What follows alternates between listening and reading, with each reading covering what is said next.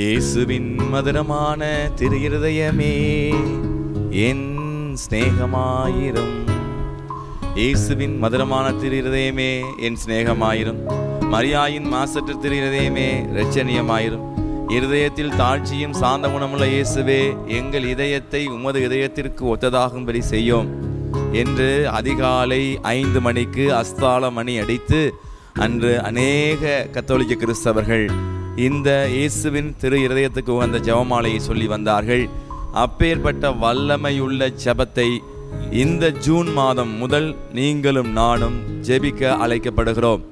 ஆம், ஒவ்வொரு மாதத்திற்கும் ஒரு பக்தி முயற்சி இருக்கிறது. இந்த அருமையான ஜூன் மாதமானது இயேசுவின் திரு இருதயத்துக்கு உகந்தது. இந்த பக்தி முயற்சியை ஆண்டவர் இந்த பூ உலகிற்கு கொண்டு வருவதற்கு அவர் தேர்ந்தெடுத்த அருமையான கருவி அருட்சகோதரி மார்க்ரெட் மேரி அலகாக். 43 வயது நிரம்பிய இந்த அருட்சகோதரிக்கு 1673 ஆண்டு டிசம்பர் மாதம் 27ஆம் தேதி புனித யோவான் நற்செய்தியாளருடைய திருநாளில் காட்சியளித்து இந்த இயேசுவின் திரு இருதய பக்தி முயற்சியை பாரெங்கும் பரப்புவதற்கு அந்த அருட்சகோதரிடம் கேட்டுக்கொண்டதற்கு இணங்க இன்று உலகமெங்கும் இந்த பக்தி முயற்சி கடைபிடிக்கப்படுகிறது.